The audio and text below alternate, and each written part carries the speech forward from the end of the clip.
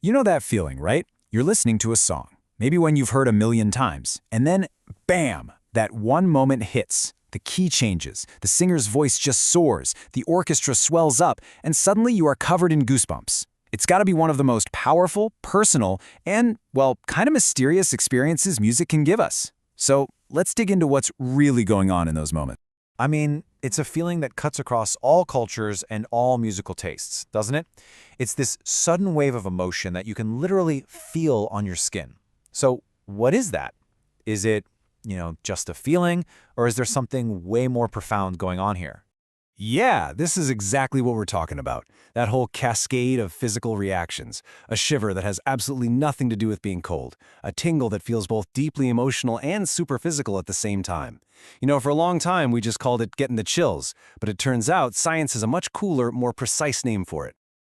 All right, so let's give this incredible feeling its proper name and really figure out what's actually going on inside our bodies when it happens.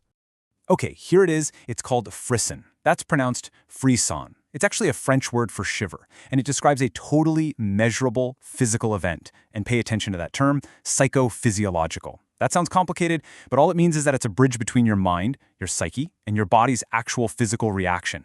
So this is not just in your head. Your sympathetic nervous system is genuinely kicking into gear here. So, okay, now we know what it is.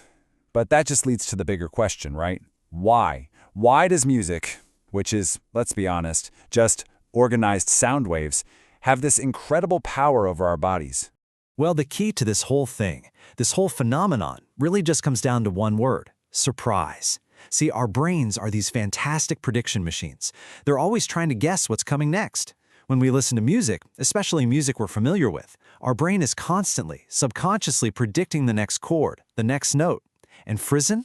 That happens in that magical, split-second moment when the music does something we just didn't expect.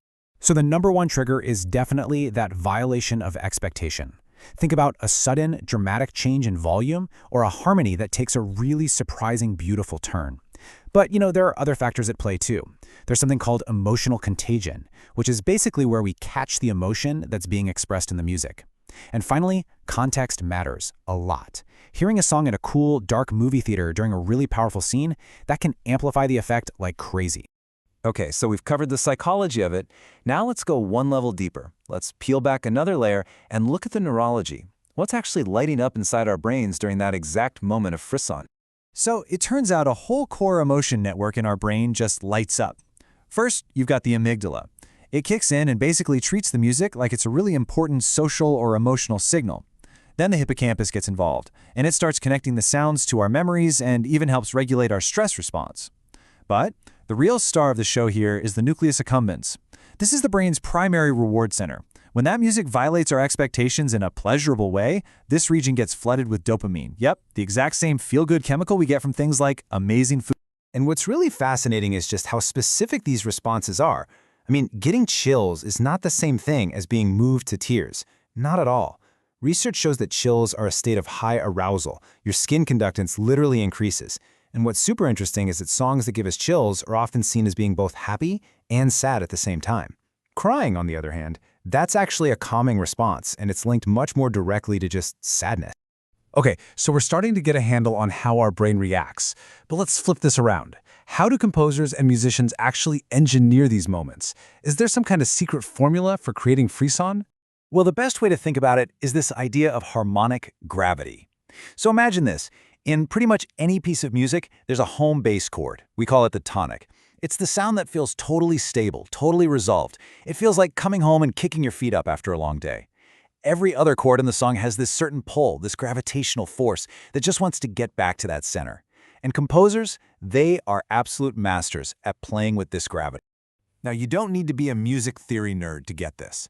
The idea is actually pretty simple. Over hundreds of years, our ears have basically learned to expect certain pathways in music. We subconsciously just know which chords are likely to follow other chords. So composers use these well-worn paths to build up our expectations of where the music is supposed to go. So it really all boils down to this super simple but incredibly powerful formula. Composers build tension by moving away from that home bass chord, the tonic. The further away they travel through all these other chords, the more tension they create. And then, to give us that incredibly satisfying release, they follow the expected pathways right back home. It's really just a journey of tension and release, of leaving home and then, finally, finding your way back. And that, right there, is the composer's magic trick. That masterful manipulation, that ebb and flow of tension and release is exactly what's playing with our brain's predictions. So when the composer finally gives us that release we've been craving, or maybe gives it to us in a way we totally didn't see coming, it shatters our expectations and, bam, the nucleus accumbens lights up, that dopamine hits, and we feel that shiver go right down our spine. Look, this is all absolutely fascinating science, right? But it goes way beyond that. Understanding this deep, hardwired connection between music and our emotions, well, it isn't just some academic exercise. This stuff has real-world power. And it really matters, because this connection has incredible therapeutic potential. I mean, think about it. The very same brain structures that music activates, the amygdala, the hippocampus, are often the exact same ones that are affected by conditions like PTSD, depression, or even dementia. The research suggests that music isn't just a nice distraction. It can actively change the activity in these areas and help pacify our brain's chemical stress response system. It is a genuinely powerful tool for healing. So the next time you're listening to your favorite song and you feel that unmistakable tingle, that shiver of frisson, just stop and take a moment. Realize that it's not just a nice feeling. It's this incredibly complex dance happening between the composer's art, your brain's constant predictions, and your absolute deepest emotional centers. Ask yourself, what is it about that specific moment